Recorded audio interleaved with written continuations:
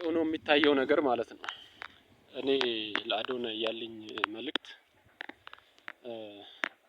አንተን ተከትሎ የመጣው ጌ የሚባለው ነገር ወይንም ደግሞ ወንድ ለወንድ ወይንም ሴት ለሴት የሚባል ነገር በጣም የጠላሁት ምንድነው? ወንድ ልጅ ሆነ እንዴት ለወንድ ልጅ ቂጥና ፈንድለህ ትሰጣለህ? ይሄንን እቃወማለሁ፣ እዋጋለሁ። እኔ ወደ ኋላም አልመለስም። በዛም ወረደም ወደድክም ጠላህም እንደምቃወምህ እወቀው። ወንድ ለወንድ ሴት ለሴት ወይንም ይሄ ወንድን የመድፈር ወንድ ለወንድ የሚዳፈር ቂጥና ፈንድለህ ለወንድ የምትሰጥ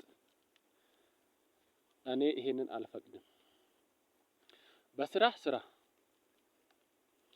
እውነት ሰግጠህም ፈምሰህም ረግጠህም አስረግጠህም ይሁን ሀብት በሚመጣልህ መንገድ ካገኘህ ስራ እሱ ማንም ቢሆን አይቃወምም።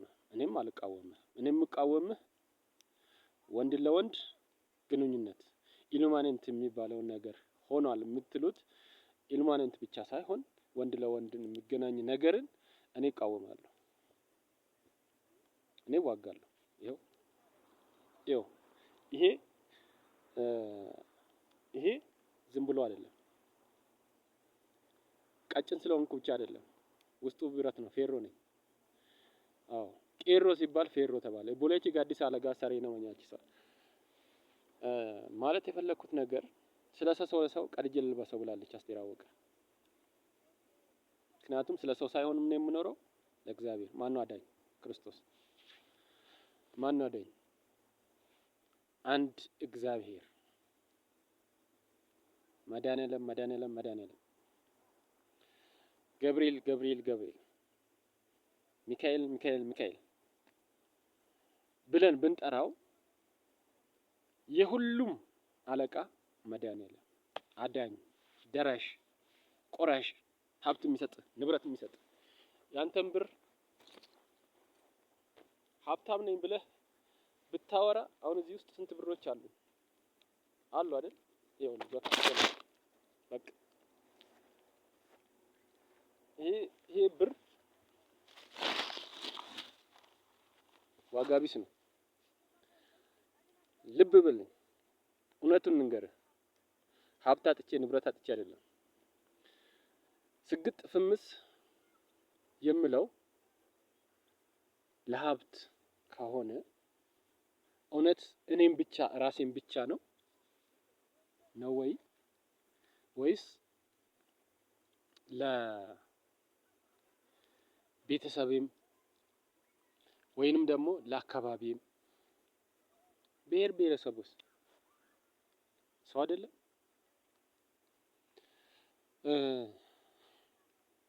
ኧረ ምን ልበላችሁ፣ ከብሔር ብሔረሰብ ጋር እንደግ፣ አብረን እንስራ፣ በጋራ እናልማ ካልን ኦኬ እናለማለን።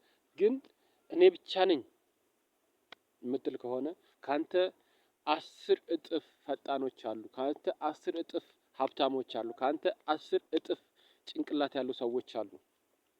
እቺን ሀገር እንዲያሽከርክሮ ማሳደግ የሚችሉ ሰዎች አሉ። ያንን አጥተው አይደለም እኛ እየሰራን ያለነው። አሁን እዚህ ያሉት የመላእክቶች ተሰብስበን ነው፣ ስብሰባዎች ናቸው። በፊት እየተሰራ ያለው የሰይጣን ሰብሳቢዎች ናቸው። እነሱ እግዚአብሔር መጥቷቸዋል። አሁንም ያን ሰይጣን እንሰብስብ ብለህ ብትቀመጥ ብታስብ ሰይጣን ተሰብሳቢዎች አይመጣም። ምክንያቱም አንዴ ተመቷል፣ ተሰብሯል። እኔ እውነቱን ልንገርህ፣ ጴንጤዎቹም አያሳልፉም። ምክንያቱም ይዋጓዋል። ሰይጣን አይፈልጉማ። ማን ነው ሰይጣን የሚፈልግ? እንኳን ጻድቃን ይቅርና እንኳን ጻድቅ ህዝብ ይቅርና ሰይጣኑ ራሱ እሺ ብሎ አይመጣልም። አስቤ አመጣዋለሁ ብትል ማለት ነው። ልልህ የፈለኩት ነገር ህዝቡም ተቃወመኝ ስግጥ ፍምስ የሚለውን ነገር ይቅር። በሳምንት ተስፋ ቁርጥ አንድ ሁለተኛ ነገር ደግሞ በሳምንቱም ሳይሆን ብቻ አካሄድ ትክክል አይደለም ነው። በቃ ወንድን ለወንድ ጌ እናስገባ እዚህ ሹርባ ሰርተ ቦርሳ ሲዘ ወንድ ልጅ እንደ ሴት ካንተ ጀርባ አይቼው እኮ ነው አንተን ተከትሎ የመጣ ማለት ነው። ይሄን እኛ አናስገባም እንቃወማለን። እኔ በበኩሌ ልጄ ወጣት ልጄን አፈንድድ ለወንድ አለ እግዚኦ ማርና ክርስቶስ የእውነት አይባልም አይደረግም። በኢትዮጵያ ላይ አይደረግም። እንረግጣለን እንደዚህ እንጂ በኢትዮጵያ ውስጥ የፈለገ ነገር ቢመጣ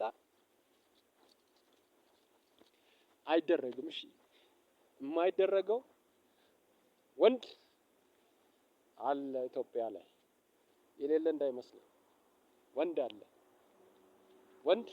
ኢትዮጵያ ላይ ሀገሩን የሚያስከብር ህዝቡን የሚወድ ለህዝብ የሚሞት ለህዝብ የሚቆም ወንድ አለ ኢትዮጵያ ላይ። ያንን ስለማቅ አይደረግም። እሺ ሀብታም ነኝ ባለመኪና ነኝ 80 ሚሊዮን መኪና ይኑርህ 80 ሚሊዮን ብር ይኑርህ ከዛም በላይ ይኑርህ ቄጥን ጥረግበት ወንድን አታስደፍርም። ኢትዮጵያ ላይ አምጥተህ አይደረግም። የሚደረገው የሚቻለው እንደ ሰብአዊነት ወይንም እንደ አመለካከት አብረን በጋራ እንስራ።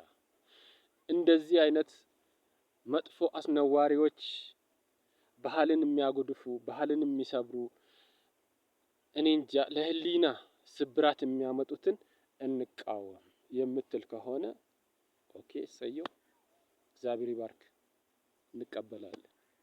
አይ እሱንም ሳይሆን እኛ በጋራ ኢትዮጵያ ትልማ ወይንም አገራችን ትልማ ብዬ ነው የፈለኩትና የመጣሁት ብለህ እኩል እንስራ እኩል እንልማ ሀብት አለኝ ንብረቴን ዝም ብዬ ከሚይዝና ከምቀመጥ ለኔ ብቻ ሳይሆን ለህብረተሰቤም ይበቃልና ህብረተሰቤም ይደግበት። ድሃዎች አሉ አሁን እዛ ጋር የተቀመጡ የኔ ብጤዎች እነሱን እንርዳበት እነሱም ስራ ወደ ስራ ይግቡበት ብለህ አስበህ ከሆነ እግዚአብሔር ይባርክ ትልቅ ደረጃ ያድርስ። ከዚህ በላይ ደረጃን ከፍ ያርገው። አዎ በቃሉ ብቻ ስግጥ ፍምስ የሚለው ብቻ መቃወም ሳይሆን ያለው የሚከተለውን ነገር ስለምንቃወም ብቻ ነው እንጂ ቃሉ ሰውን አይከብድም። ቃሉ እኛን አይጎዳም። የሚጎዳን የሚመጣ የሚከተለውን እምነት ይዞ የመጣውን ነገር ነው የሚጎዳው። ወንድ ለወንድ የሚጋባበት እምነት እኛ ይከብደናል። በጣም ከባድ ነው። አይደረግም፣ አይፈጸምም።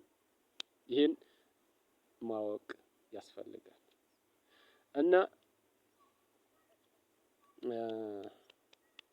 በቃ ልልህ የፈለኩት ነገር አዋቂነት ጸጋነት ከፈጣሪ ነው እንጂ ከሰው አይደለም።